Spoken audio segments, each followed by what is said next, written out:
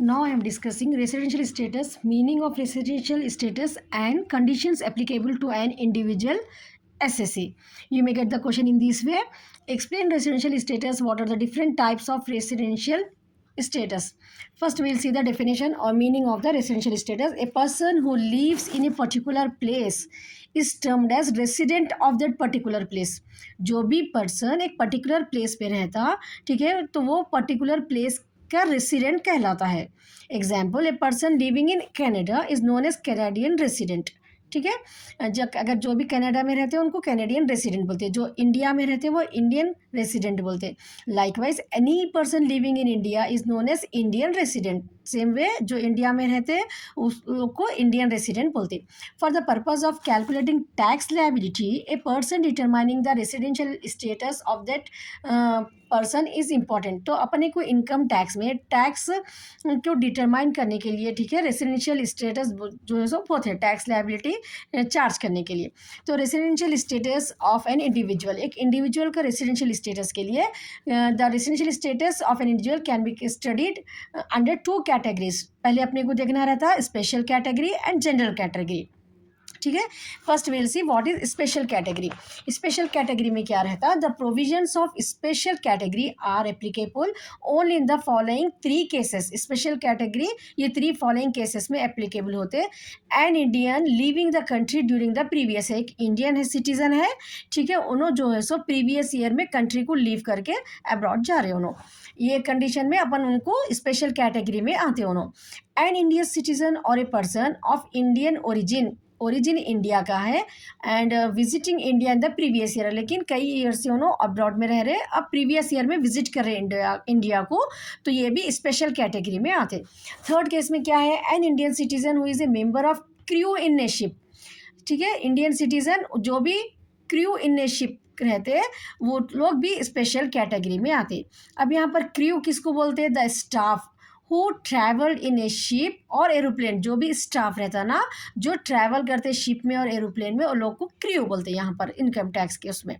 ठीक है ना, तो ये थ्री स्पेशल कैटेगरी के लोग पर्सनस रहते हैं जिस जो रेसिडेंट स्टेटस देखने के लिए अपने को स्पेशल कैटेगरी में आते लोग, ये तीन.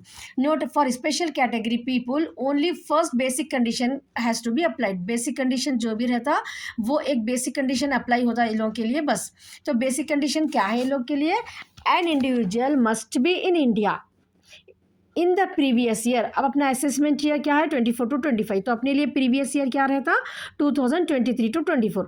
तो वो प्रीवियस ईयर में कम से कम एक इंडिविजुअल 182 डेज है ना, ये बेसिक कंडीशन है. ये किसके लिए एप्लीकेबल है? Only basic condition special category में जो लोग आते ना उनके लिए. Just now we have seen no three cases में अपन स्पेशल कैटेगरी में एक इंडिविजुअल जो है सो एप्लीकेबल होता. तो if an individual satisfied the above basic condition, अगर ये बेसिक कंडीशन अबाउ सेटिस्फाई हो गया तो उनको अपन जो है सो ट्रीट एज रेसिडेंट बोल के ट्रीट कर दे. In case of your she fails to satisfy above said condition then he will be considered as non. जो भी कंडीशंस है वो कंडीशन अगर नहीं सेटिस्फाइड हुए तो उनको नॉन रेसिडेंट बोलते. ठीक है, ये स्पेशल कैटेगरी में लिखना है आपको. अगर इस पे रेसिडेंशियल स्टेटस आया आपको तो 4 मार्क्स में जो है सो आपको डेफिनेशन लिख के थोड़ा स्पेशल कैटेगरी और जनरल कैटेगरी को डिफाइन करके लिखना है. लॉन्ग आंसर में ये पूरा आंसर आपको लिखने का रहता. Now next we will see general category. Any person who stay in India and जो इंडिया में रहते and never visited to foreign country in the past 11 years. 11 years में कभी नहीं गए वो लोग, ठीक है, तो वो लोग कोई में आते? जनरल कैटेगरी में आते. ठीक है, स्पेशल कैटेगरी में जो भी नहीं आए वो लोग जो है सो जनरल कैटेगरी में इंक्लूड होते. So apart from these people who does not come under special category are included under general category. For people coming under general category, provisions of two basic conditions are applied. ठीक है, special category के लिए only one condition should be applied. वो क्या था? Basic condition के लिए 182 days previous year में. ठीक है, लेकिन इस पर जनरल कैटेगरी में अगर कोई आ रहे तो उनके लिए 2 बेसिक कंडीशंस अप्लाइड रहते. ठीक है, फर्स्ट बेसिक कंडीशन क्या है उनके लिए? Resident of India for a period of one, same general special category के जैसा, resident of India for a period of at least 182 days in the relevant previous year. Next, stage in India for at least 60 days. तो भी रहना है minimum उन लोग को 365 days में, 60 डेज एटलीस्ट. ठीक है, 365 days in the preceding 4 years 4 years preceding जाना, पीछे जाना, वो 4 ईयर्स में डेज उनके जो कैलकुलेट करते हैं अपन 365 डेज में जो है सो एटलीस्ट 60 और relevant previous year. An individual is set to be a resident of India. अगर ये बोथ कंडीशन सेटिस्फाइड हुए जनरल कैटेगरी के लोगों को, तो इन लोगों को जो है सो अपन रेसिडेंट ऑफ इंडिया बोलते हैं। इफ़ ए और शी सेटिस्फाइड एनी वन और बोथ, एक सेटिस्फाइड हो रहा या दो भी सेटिस्फाइड हो रहे basic conditions. Now additional condition रहता है उनके लिए। If N individual is resident then only the additional conditions are applied. अगर रेसिडेंट है वो लोग तो ही ये एडिशनल कंडीशंस अप्लाई होते हैं उनके लिए। If he is non resident है जो बेसिक कंडीशन ही अगर जिसका सेटिस्फाइड नहीं हो रहा उनको नॉन रेसिडेंट बोलते। तो if he is non resident then these conditions will not be applied. Additional conditions are common to both special and general. Additional condition जो है ना स्पेशल और जनरल कैटेगरी दोनों के लिए कॉमन रहते। सो द एडिशनल कंडीशंस क्या है? Resident in India for at least 2 out of 10 previous year को देखना है यहाँ पर। प्रीवियस 10 ईयर्स में एटलीस्ट 2 ईयर्स यहाँ पर रहना है। Proceeding to the preceding to the relevant previous year and stay in India for at least 730 days at least 7 previous year preceding to the relevant previous year के preceding 7 years में, ठीक है, वो लोग 730 days एटलीस्ट यहाँ पर रहना। ये एडिशनली 2 कंडीशंस रहते। Now next you have to draw this in a tabular form. Residential status are classified resident of India, basic condition, additional condition.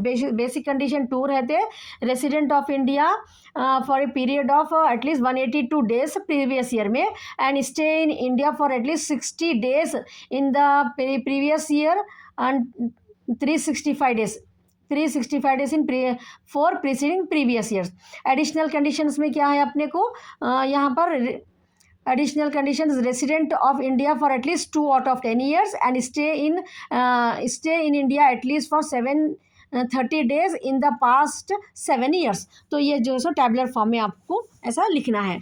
Next है अपने को note, if both additional conditions are satisfied by a person. अगर जो भी 2 additional conditions है ना, 2 out of 10 previous year preceding to the relevant previous year and 730 days are in 7 previous year preceding to the relevant previous year, ये जो भी condition satisfied अगर हो गए एक पर्सन के, then he or she comes under resident and ordinary resident. ठीक है, पहले अपन जो स्पेशल कैटेगरी में देखे थे वहाँ पर जो कंडीशन था बेसिक कंडीशन नॉन रेसिडेंट आ गया एंड रेसिडेंट को देखे थे अपन। वहाँ पर एडिशनल कंडीशंस दोनों को सेटिस्फाइड, दोनों के लिए सेम रहते। यहाँ पर एडिशनल कंडीशंस अगर सेटिस्फाइड हो गए दोनों एडिशनल कंडीशन तो रेसिडेंट एंड ऑर्डिनरी रेसिडेंट बोलते हैं उनको। If either or none of the additional condition, एक या एक भी कंडीशन नहीं सेटिस्फाइड हो रहा by a person, then he or she should be considered as resident but not basic condition वहाँ सेटिस्फाइड हो गया, रेसिडेंट हो गए, लेकिन एडिशनल कंडीशन एक भी सेटिस्फाइड नहीं हो, एक हो रहा या 2 भी नहीं हो रहे अगर, तो resident but not ordinary resident बोलते हो लोग को। It's clear no? Now next we have types of residential status. The residential status of a person whose status is an individual is divided into 3 types.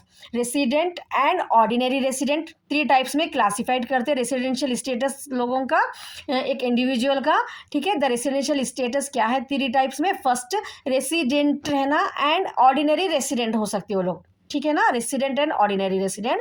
Second क्या है, resident रहते हैं but not ordinary resident. Third case में अपने को non resident. सो इसका tabular form में अपन ऐसा लिख सकते हैं, resident status of an individual 2 is classified into 2 arrow marks डाल के 2 बॉक्स ड्रॉ करना है आपको, एक रेसिडेंट एक नॉन रेसिडेंट। ठीक है, रेसिडेंट जो है so again sub classified into 2, resident and ordinary resident, resident and not ordinary resident. एक तो डायरेक्ट नॉन रेसिडेंट होता थर्ड केस में, इजी है ना। Next, resident and ordinary resident किसको बोलते हैं अपन? A person who satisfied either of the basic condition. Basic condition 2 है ना, उसमें से एक भी बेसिक कंडीशन सेटिस्फाइड हो गया तो एंड दोनों एडिशनल कंडीशन, बेसिक कंडीशन में से सिर्फ एक भी सेटिस्फाइड हो गया तो बस है, और एडिशनल कंडीशन के दोनों सेटिस्फाइड होना तो उनको रेसिडेंट एंड ऑर्डिनरी रेसिडेंट बोलते।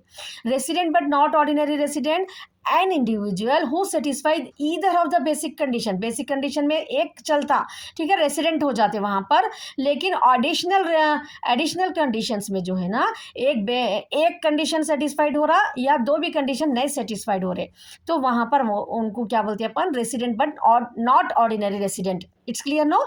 An individual who satisfied either of the basic condition of resident but fulfills any one or none of the additional condition, any one or none of the additional condition of ordinary resident will be treated as resident but not ordinary resident. It's clear no? In short also you may get theory question for this resident and not ordinary resident. Now you clearly understand no? Now third point we have non-resident. A person is said to be non-resident of India when he fails to satisfy or fulfill any of the two basic condition. Basic condition में जो है ना एक भी fulfill satisfied नहीं हो रहा तो उनको अपन non-resident बोलते हैं। Prescribed for becoming a resident of India. Therefore a non-resident is a person who are not there in India for at least 182 days in previous year. Basic condition था ना 182 days तो भी रहना previous, वही अगर नहीं satisfied करे तो उन लोगों को अपन non resident बोल देते direct. Now I think you are able to understand easily what is residential status and types of residential status. No, so all the best for your exam.